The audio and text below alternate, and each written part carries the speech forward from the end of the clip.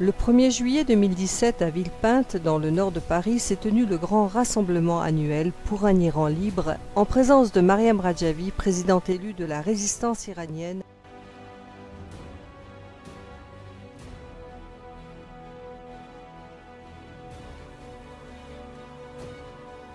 Des milliers de membres de la résistance iranienne réinstallés en Albanie étaient aussi présents, via une connexion en direct par satellite.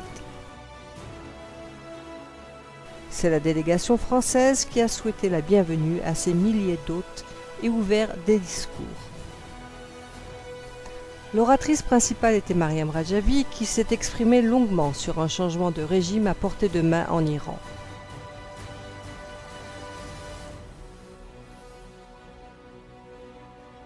Le programme comportait également les discours des délégations américaines, saoudiennes, syriennes, palestiniennes et de nombreux pays européens. Bienvenue à ce grand rassemblement qui exprime sa solidarité avec le peuple iranien et sa résistance. C'est cette volonté qui vous rassemble ici, dans notre ville, comme un corps uni, comme le cœur de l'Iran libre qui bat aujourd'hui, ici, à Villepinte. La France, patrie des droits de l'homme, ne peut, ne doit, ne restera jamais silencieuse devant les graves atteintes aux droits de l'homme en Iran. Avec à mes côtés ma collègue sénatrice, Madame Yoneh. Nous sommes ici aussi à vos côtés, parce que nous sommes les héritiers du Conseil national de la résistance.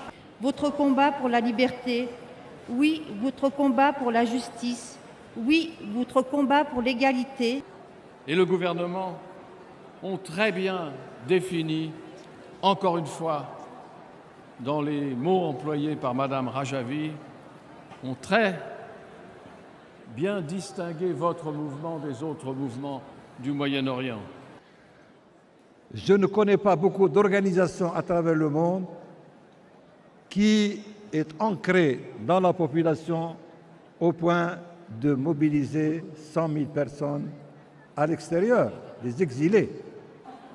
D'Iran, et c'est elle et vous qui êtes l'exemple pour les musulmans libres du monde entier.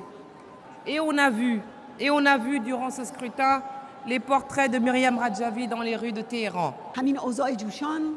سه حقیقت اساسی را برای رسیدن به آزادی ایران و صلح و آرامش در منطقه بیان می‌کند. اول ضرورت سرنگونی رژیم ولایت فقیه. دوم در دسترس بودن سرنگونی این رژیم. و سوم وجود یک آلترناتیو دموکراتیک و مقاومت سازمان یافته برای به زیر کشیدن استبداد مذهبی.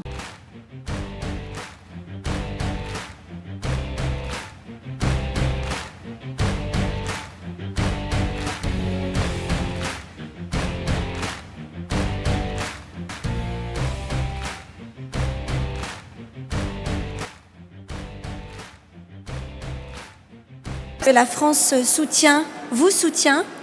Donc nous aurons l'occasion aujourd'hui de vous présenter des centaines de personnalités, plus de 90 qui vont pouvoir s'exprimer.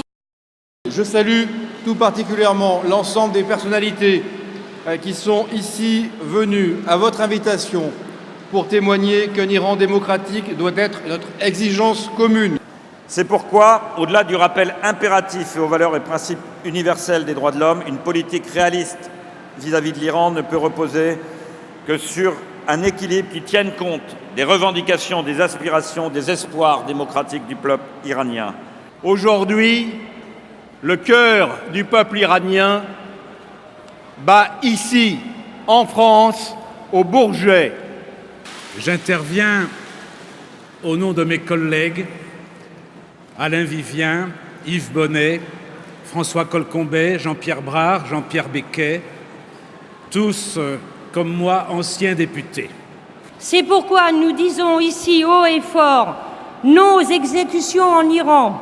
Et tant que le régime des mollahs régnera sur Téhéran, nous serons, Madame Rajavi, Madame la Présidente, à vos côtés pour réclamer l'abolition de la peine de mort.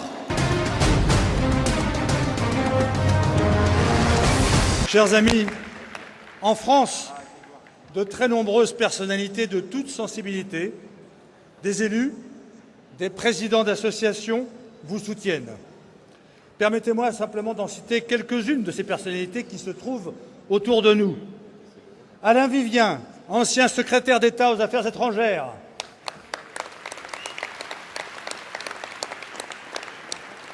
Yves Bonnet, préfet honoraire, ancien directeur de la DST.